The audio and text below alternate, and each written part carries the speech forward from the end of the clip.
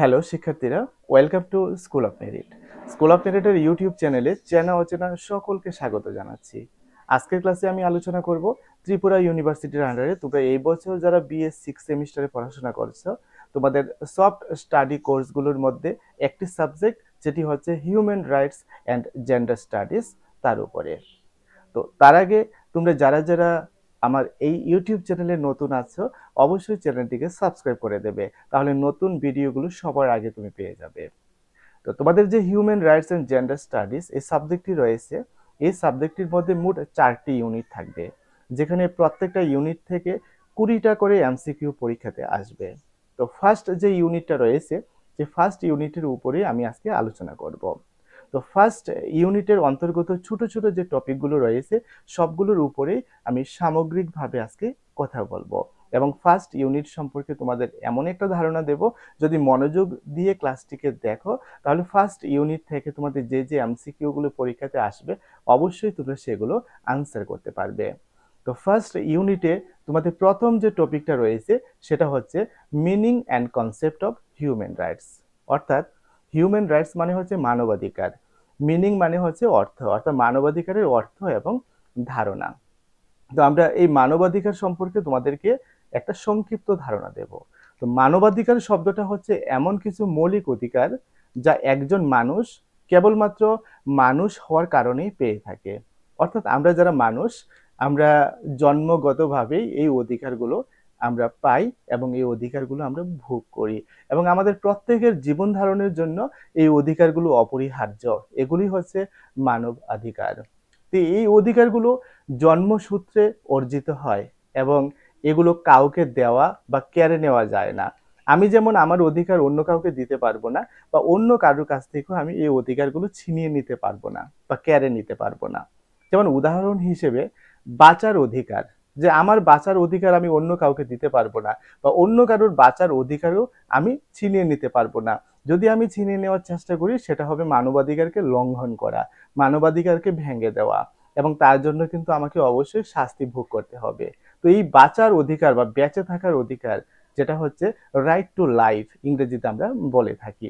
দ্বিতীয়ত হচ্ছে মত প্রকাশের অধিকার, অর্থাৎ আমার মতামত কি এই বিষয়ে, সেটা আমি প্রকাশ করব, সেটা হচ্ছে আমার একটা মানবাধিকার, যেটাকে আমরা ইংরেজিতে বলে থাকি ফ্রিডম অফ স্পিচ। তারপরে ধর্ম পালনের অধিকার, যেমন আমরা জন্মগতভাবে একটা নিজস্ব ধর্ম আমাদের প্রত্যেকের রয়েছে। আমাদের পিতামাতার যে ধর্ম, সেটাই কিন্তু আমরা পালন করে থাকি।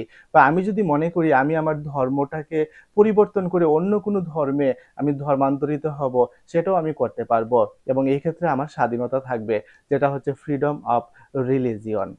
তারপর শিক্ষা গ্রহণের যে অধিকার, যেটা রাইট টু এডুকেশন, প্রত্যেকের আমাদের শিক্ষা গ্রহণ করার অধিকার রয়েছে, এবং এটা আমাদের মানব অধিকার। এগুলো এমন অধিকার যা রাষ্ট্র, সমাজ কিংবা কোনো ব্যক্তি হরণ করতে পারে না। অর্থাৎ অন্য কেউ আমার কাছ থেকে এগুলো ছিনিয়ে নিতে পারবে না, রাষ্ট্র আমার কাছ থেকে এগুলো ছিনিয়ে নিতে পারবে না, বা সরকার বলতে পারবে না যে তুমি এই অধিকার পাবে না। অর্থাৎ এই অধিকারগুলো আমাদের ন্যায্য অধিকার। তো মানবাধিকারের ধারণাটা সময়ের সঙ্গে সঙ্গে বিকশিত হয়েছে। আগে যেরকম ছিল, এখন তা থেকে অনেকটাই ডেভেলপ হয়েছে। যেমন ইতিহাসে দেখা যায়, নানা আন্দোলন, বিপ্লব এবং সংগ্রামের মাধ্যমে আজকের এই মানবাধিকারের ভিত্তি তৈরি হয়েছে।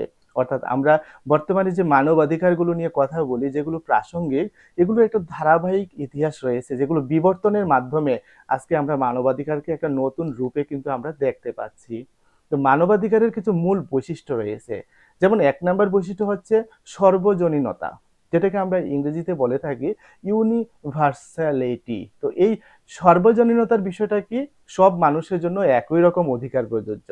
অর্থাৎ ব্যক্তি বিশেষে তোমার একরকম অধিকার থাকবে, আমার একরকম থাকবে, তার একরকম থাকবে, এরকমটা কখনোই হবে না। দ্বিতীয়ত হচ্ছে অখণ্ডতা, যেটা ইন এলিয়েন অ্যাবিলিটি আমরা বলে থাকি। এই অধিকারগুলো কারোর থেকে কেড়ে নেওয়া যায় না। তৃতীয়ত যে বৈশিষ্ট্যটা, সেটা হচ্ছে অবিভাজ্যতা, যেটাকে ইনডিভিজিবিলিটি বলে থাকি। এই সব মানবাধিকার গুরুত্বপূর্ণ, রাজনৈতিক, অর্থনৈতিক, সামাজিক, এই সবগুলো সমানভাবে প্রয়োজনীয় রয়েছে। এটাই হচ্ছে যে ইনডিভিজিবিলিটি, যেটাকে আমরা বলে থাকি। তো 4 নম্বর হচ্ছে আইনি সুরক্ষা, যেটা হচ্ছে লিগ্যাল প্রটেকশন। অর্থাৎ আরেকটা বৈশিষ্ট্য, অধিকাংশ অধিকার আন্তর্জাতিক ও জাতীয় আইনের দ্বারা সুরক্ষিত।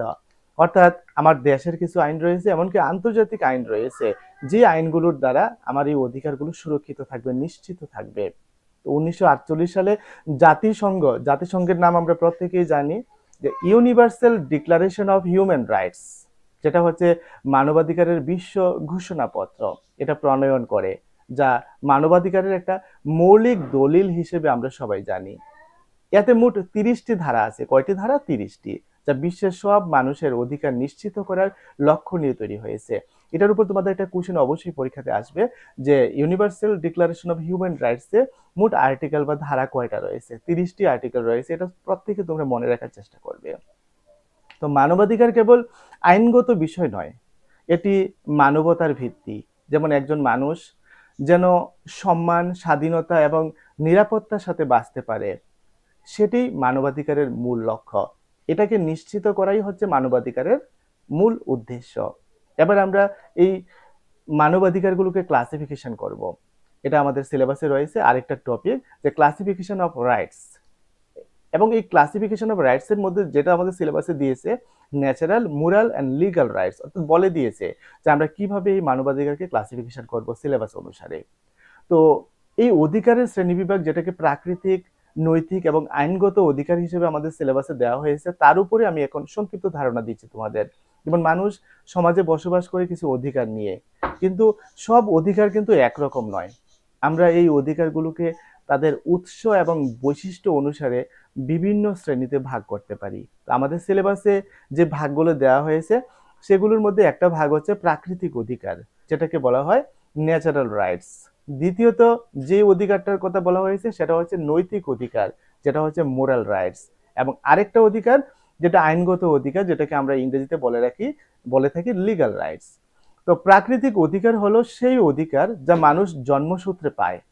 এই অধিকারগুলো কারোর দয়ায় বা রাষ্ট্রের অনুমতিতে নয়, বরং মানুষ হিসেবে আমাদের স্বাভাবিক অস্তিত্ব থেকেই আসে। আমরা জন্মগতভাবে এই অধিকারগুলো পেয়ে থাকি। যেমন উদাহরণ কি? যেমন জীবন ধারণের অধিকার, রাইট টু লাইফ। আমি যে আমার জীবনটাকে ধারণ করব, সেই অধিকারটা আমি কিন্তু জন্মসূত্রে পেয়েছি। তারপর স্বাধীনতার অধিকার, যেটা হচ্ছে রাইট টু লিবার্টি। তারপর সম্পত্তির অধিকার, যেটা হচ্ছে রাইট টু প্রপার্টি। এগুলোর প্রধান বৈশিষ্ট্য কি? যেমন জন্মগতভাবে আমরা এগুলো পাই, এগুলো সর্বজনীন, এগুলো সময় এবং স্থান ভেদে পরিবর্তন হয় না। অর্থাৎ সব সময়, সব জায়গায় এবং সবার ক্ষেত্রে এই অধিকারগুলো একই রকম থাকে। দ্বিতীয়ত যে নৈতিক অধিকারের কথা বলা হয়েছে, যেটাকে ইংরেজিতে আমরা বলি মোরাল রাইটস। তো এই নৈতিক অধিকার হলো এমন অধিকার যা ন্যায়, অন্যায়ের বিচার, বিবেক ও মানবতাবোধের উপর ভিত্তি করে প্রতিষ্ঠিত। এটি আইন দ্বারা বাধ্যতামূলক না হলেও সামাজিকভাবে তা পালন করা উচিত। যে এটা সম্পূর্ণভাবে মানুষের নৈতিকতার উপর নির্ভর করে, নীতিবোধের উপর। তুমি একটা বিষয়কে কোন দৃষ্টিভঙ্গিতে দেখো, সেটাই হচ্ছে তোমার নীতিবোধ।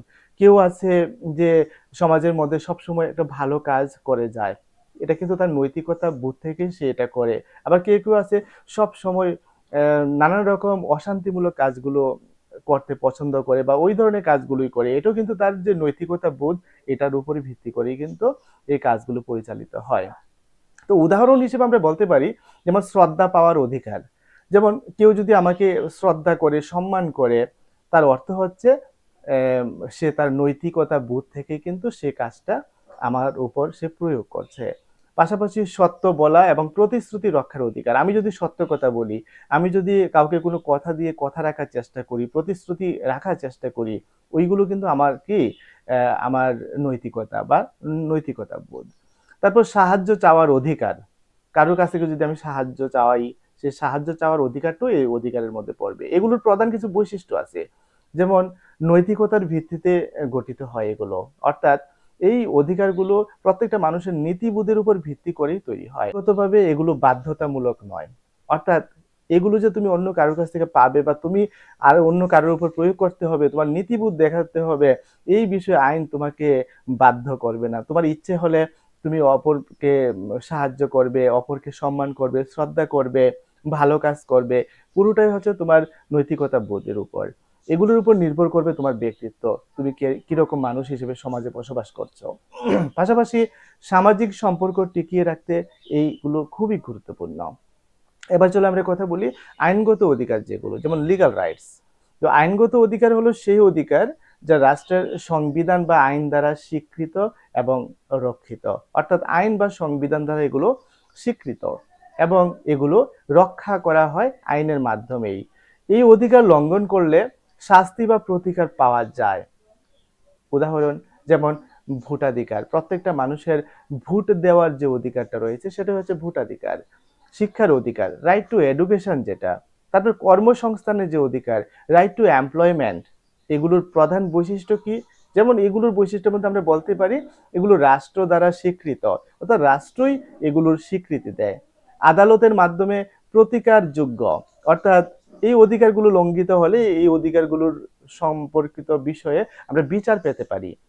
তো সময় বা রাজনৈতিক প্রেক্ষাপটে এগুলো পরিবর্তন হতে পারে। এই ৩ ধরনের অধিকার, যেমন প্রাকৃতিক, নৈতিক এবং যে আইনগত অধিকারের কথা আমরা বলেছি, প্রত্যেকটা মানুষের জীবনকে সুষ্ঠু, সম্মানজনক ও নিরাপদ রাখতে গুরুত্বপূর্ণ ভূমিকা পালন করে। সেটা তোমরা বুঝতে পেরেছো আলোচনা থেকে। আমরা যদি আইনগত অধিকারকে রক্ষা করি, নৈতিক অধিকারকে যদি আমরা সম্মান করি, আর প্রাকৃতিক যে অধিকারগুলো আছে এই অধিকারকে যদি আমরা স্বীকার করি, তবে একটি ন্যায় ভিত্তিক সমাজ গঠন করা সম্ভব হবে। তো যাই হোক, এবার আমরা আরেকটা টপিক নিয়ে কথা বলছি, যেটা হচ্ছে universal declaration of human rights, অর্থাৎ মানবাধিকারের বিশ্ব ঘোষণাপত্র, যেটাকে আমরা সংক্ষেপে ইউডিএইচআর বলে থাকি। তো একটা সার্বিক পর্যালোচনা এটার উপর আমাদের করতে হবে। এটা মানবাধিকারের ইতিহাসে একটা যুগান্তকারী দলিল, যা সমগ্র বিশ্ববাসীর জন্য মৌলিক অধিকার নির্ধারণ করেছে। অর্থাৎ সমগ্র বিশ্ববাসী তাদের কি কি মৌলিক অধিকার রয়েছে, কি কি মৌলিক অধিকার তারা ভোগ করবে, এই universal declaration of human rights এটা নির্ধারণ করে দেয়। তো আমরা চলো দেখি যে ইউডিএইচআরটা কি। যেমন এই universal declaration of human rights, যার বাংলা অর্থ হচ্ছে সার্বজনীন মানবাধিকারের ঘোষণা, এটা ঐতিহাসিক দলিল। এটা এমন একটা ঐতিহাসিক দলিল যা 10 ডিসেম্বর 1948 সালে জাতিসংঘ সাধারণ পরিষদে গৃহীত হয়। অর্থাৎ জাতিসংঘের যে সাধারণ পরিষদ, জেনারেল অ্যাসেম্বলি রয়েছে, সেখানে এটা গৃহীত হয়েছে। কবে গৃহীত হয়েছে? 1948 সালের 10 ডিসেম্বর। এই কারণে প্রতি বছর এই 10 ডিসেম্বর যে তারিখটা, এটাকে বিশ্ব মানবাধিকার দিবস হিসেবে কিন্তু ঘোষণা করা হয়। এগুলোর উপর তোমাদের এমসিকিউ অবশ্যই আসবে। এটি এমন একটা নৈতিক এবং আইনি মানদণ্ড যা বিশ্বের প্রতিটি মানুষের মৌলিক অধিকার এবং স্বাধীনতাকে রক্ষা করে এবং রক্ষা করার জন্য দিক নির্দেশনা দিয়ে থাকে। দ্বিতীয়ত, বিশ্বযুদ্ধের যে ধ্বংসযজ্ঞ, সেই ধ্বংসযজ্ঞের পর বিশ্ব মানবতা একটা সাধারণ নীতিমালা অনুসারে সকল মানুষের মর্যাদা এবং অধিকার রক্ষার প্রয়োজনীয়তা অনুভব করেছিল। এই প্রেক্ষাপটেই তৈরি হয়েছে এই universal declaration of human rights, যেটাকে আমরা মানবাধিকারের বিশ্ব ঘোষণাপত্র বলে থাকি। তো এর ফলে কোনো জাতি, গোষ্ঠী বা ব্যক্তি নির্যাতন, বৈষম্য বা নিপীড়নের শিকার যাতে না হয়, সেই বিষয়টা সুরক্ষিত হয়। এই ইউডিএইচআর এর মোট 30টা ধারা আগেই বলেছি, যেগুলোকে আমরা ইংরেজিতে আর্টিকেল বলে থাকি, যা মানব জীবনের বিভিন্ন দিক নিয়ে কথা বলে। এর মধ্যে কিছু গুরুত্বপূর্ণ অধিকার আছে, যেমন এই 30টা আর্টিকেলের মধ্যে কিছু গুরুত্বপূর্ণ অধিকারের কথা, যেগুলো প্রথমত হচ্ছে জীবনের অধিকার, যেটা আর্টিকেল 3-তে মেনশন করা রয়েছে এই 30টা আর্টিকেলের মধ্যে। তারপর কোনো ধরনের নির্যাতন থেকে মুক্তি, এটা আর্টিকেল 5 এর মধ্যে উল্লেখ রয়েছে। এগুলো তোমাদের মনে রাখতে হবে কোন আর্টিকেলে কোন বিষয়টা রয়েছে। তারপর আইনের দৃষ্টিতে সমতা, সেটা আর্টিকেল 7 এর মধ্যে রয়েছে। চিন্তা, বিবেক এবং ধর্মের স্বাধীনতা, সেটা আর্টিকেল 18 এর মধ্যে রয়েছে। তারপর মত প্রকাশের স্বাধীনতা আর্টিকেল 19 এর মধ্যে রয়েছে। শিক্ষার অধিকার, যেটা আর্টিকেল 26 এ রয়েছে। 30টা আর্টিকেলের কোনটাতে কি রয়েছে সবগুলো মনে রাখা, মুখস্থ করা তোমাদের পক্ষে অবশ্যই সেটা কষ্টকর হয়ে যাবে। তার জন্য আমি যে পার্টিকুলার কিছু আর্টিকেলের কথা বলছি, গুরুত্বপূর্ণ এগুলি মনে রাখার চেষ্টা করবে, যে এগুলো সার্বজনীন, অবিচ্ছেদ্য এবং পরস্পরের সাথে যুক্ত এই প্রত্যেকটা অধিকার। তো ইউডিএইচআর এর কিছু বৈশিষ্ট্য রয়েছে। কি ধরনের বৈশিষ্ট্য? যেমন 1 নম্বর হচ্ছে সর্বজনীনতা, অর্থাৎ বিশ্বের প্রতিটা মানুষের জন্য এটা প্রযোজ্য, এটা ব্যক্তি বিশেষে আলাদা হবে না। তারপর আইনগত ভিত্তি রয়েছে, যদিও এটা আইনগতভাবে বাধ্যতামূলক নয়, কিন্তু অনেক দেশের সংবিধান ও আইন এই নীতিমালার উপর ভিত্তি করে কিন্তু গঠিত হয়েছে। তারপর আমরা বলতে পারি যে নৈতিক প্রভাব, যেমন আন্তর্জাতিক ন্যায় বিচার এবং মানবাধিকারের মানদণ্ড হিসেবে এটা কাজ করে। এক্ষেত্রে এটা একটা নৈতিক প্রভাবও রয়েছে। ইউডিএইচআর এর প্রভাব সারা বিশ্বেই রয়েছে। যেমন বহু আন্তর্জাতিক চুক্তি, যেমন আমরা বলতে পারি international covenant on civil and political rights, যেটা এই ঘোষণার ভিত্তিতেই কিন্তু তৈরি হয়েছে। অনেক দেশের সংবিধান ও আইন এই ঘোষণার অনুপ্রেরণায় গঠিত। পাশাপাশি এটা মানবাধিকারের প্রতীক হয়ে উঠেছে সারা বিশ্বে। তো এই universal declaration of human rights এটা শুধুমাত্র একটা দলিল নয়, আমরা সবশেষে বলতে পারি এটা মানবতার বিবেক, স্বাধীনতা ও সম্মানের একটা চিরন্তন ঘোষণা, কারণ এটার উপরেই বিশ্ব শান্তিটা কিন্তু রয়েছে। আমরা যদি এই ঘোষণার মূলনীতি অনুসরণ করি তবে একটা শান্তিপূর্ণ, ন্যায়ভিত্তিক ও মানবিক বিশ্ব আমরা গঠন করতে পারবো। আরেকটা টপিক আমাদের রয়েছে হিউম্যানিটেরিয়ান ল, যা মানবিক আইন। এই আইন যুদ্ধের সময় মানুষের নিরাপত্তা নিশ্চিত করতে তৈরি, যাতে মানবতা রক্ষা পায়, এমনকি সহিংসতা ও সংঘর্ষের মধ্যেও যাতে মানবতাকে আমরা রক্ষা করতে পারি। এই হিউম্যানিটেরিয়ান ল বা আন্তর্জাতিক মানবিক আইন হলো এমন এক ধরনের আইন যা সশস্ত্র সংঘর্ষ বা যুদ্ধের সময় প্রয়োগ করা হয়। এর লক্ষ্য কি? এর লক্ষ্য হলো যারা যুদ্ধ করছে না, যেমন সাধারণ মানুষ, আহত সৈন্য, চিকিৎসা কর্মী, তাদেরকে সুরক্ষা দেওয়া।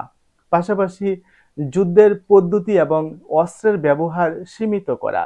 আমরা ইচ্ছা করলেই পারমাণবিক বোমা কিন্তু ফেলে দিতে পারবো না অন্য একটা দেশের উপর। অমানবিক আচরণ নিষিদ্ধ করা। এটি মূলত যুদ্ধের সময় মানবাধিকারের একটা সুরক্ষা ব্যবস্থা হিসেবেই কাজ করে থাকে এই হিউম্যানিটেরিয়ান লটা। তো মানবিক আইনের সবচেয়ে গুরুত্বপূর্ণ ভিত্তি হলো জেনেভা কনভেনশন, যেটা নাম আমরা শুনেছি। এর মূল বিষয়গুলো কি? যেমন আহত ও অসুস্থ সৈন্যদের সুরক্ষা, সমুদ্র যুদ্ধে আহতদের সুরক্ষা, যুদ্ধবন্দীদের সঙ্গে ন্যায়সঙ্গত আচরণ, পাশাপাশি সাধারণ জনগণের সুরক্ষা। এছাড়াও রয়েছে অতিরিক্ত প্রোটোকল, যা আধুনিক যুদ্ধ এবং গৃহযুদ্ধের জন্য আরো নিয়ম তৈরি করেছে, এবং এটার ফলেই কিন্তু বিশ্বে এই যুদ্ধ পরিস্থিতিতেও মানুষ শান্তিতে বসবাস করতে পারছে।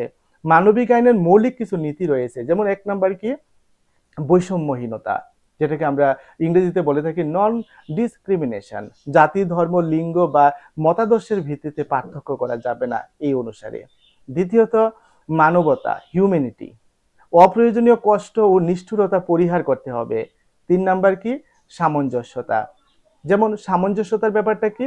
আক্রমণ করলে তা অতিরিক্ত বা অপ্রয়োজনীয় ক্ষতি করতে পারবে না, এই বিষয়টা প্রত্যেকে সতর্ক থাকতে হবে। পাশাপাশি আরেকটা বিষয় হচ্ছে সামরিক প্রয়োজনীয়তা ও সীমাবদ্ধতা। শুধু বৈধ সামরিক লক্ষ্যবস্তুর বিরুদ্ধে হামলা চালানো যাবে, অযথা হামলা করা যাবে না। তো এই মানবিক আইনের কিছু গুরুত্ব রয়েছে, যেমন এটা যুদ্ধের মধ্যেও ন্যূনতম মানবিকতা রক্ষা করে। যুদ্ধ চলাকালীন পরিস্থিতিতেও যে মানবিকতা রয়েছে মানুষের, এটাকে রক্ষা করে। পাশাপাশি সাধারণ মানুষের জীবনকে বাঁচায় এটি যুদ্ধ অপরাধীদের বিরুদ্ধে আইনি পদক্ষেপ নিতে সহায়তা করে। যুদ্ধ অপরাধী কারা তোমরা প্রত্যেকে জানো, এবং আন্তর্জাতিক মানবাধিকার প্রতিষ্ঠা এবং রক্ষা করে। যদি কোনো পক্ষ মানবিক আইন লঙ্ঘন করে তাহলে তাকে যুদ্ধ অপরাধ হিসেবে বিবেচনা করা হয়, আমরা প্রত্যেকে জানি। এক্ষেত্রে আন্তর্জাতিক আদালত, যেমন ইন্টারন্যাশনাল ক্রিমিনাল কোর্ট, যেটা নাম তোমরা প্রত্যেকে জানো, বিচারের ব্যবস্থা কিন্তু করে থাকে। যাই হোক, পরিশেষে আমরা বলতে পারি যে এই হিউম্যানিটেরিয়ান ল আমাদের শেখায় কি? যুদ্ধ চললেও মানবতা যেন না হারিয়ে যায়। অর্থাৎ যুদ্ধ শুধু জয়ের জন্য নয়, আমরা প্রত্যেকেই জানি মানবতা রক্ষার দায়িত্ব যেন পালিত হয়, এটা আমাদের সবসময় মনে রাখতে হবে। এই আইন আমাদের স্মরণ করিয়ে দেয়, কি স্মরণ করিয়ে দেয়? এমনকি সংঘর্ষের মধ্যেও শান্তি, সুরক্ষা ও সম্মান বজায় রাখা সম্ভব। তো মোটামুটি এই টপিকগুলো নিয়েই তোমাদের এই ফার্স্ট ইউনিটটা সাজানো হয়েছে। আশা করি ফার্স্ট ইউনিট সম্পর্কে তোমরা কিছুটা হলেও ধারণা নিতে পেরেছ। তো এই ধারণার উপর ভিত্তি করে তোমাদের ছোটখাটো প্রশ্নগুলো, এমসিকিউ গুলো পরীক্ষাতে আসবে, যেগুলো একটু চিন্তা করে আনসার করলে অবশ্যই তোমাদের কারেক্ট হবে।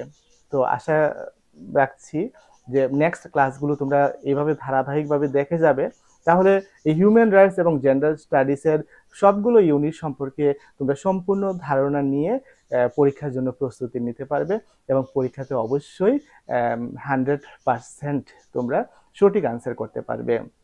বাই দ্য বাই, আমাদের স্কুল অফ মেরিটের যে মোবাইল অ্যাপ্লিকেশন প্লে স্টোরে রয়েছে, তোমরা ইচ্ছা করলে সেই অ্যাপ্লিকেশনটা ডাউনলোড করে ইনস্টল করে রেজিস্ট্রেশন করে নিতে পারো।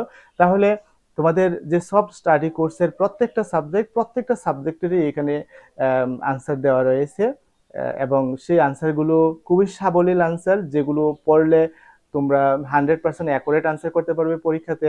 শুধু তাই নয়, বিগত বছরের আমরা প্রিভিয়াস ইয়ারে যে এমসিকিউ গুলো রয়েছে সবগুলো সলিউশন করে দিয়েছি। 2017 থেকে তোমাদের এমসিকিউ প্যাটার্ন শুরু হয়েছে, সেই 17 থেকেই আমি এমসিকিউ গুলোর সলিউশন করেছি আপ টু ডেট পর্যন্ত। এই প্রিভিয়াস ইয়ারটাও তোমাদের ফোকাস করতে হবে।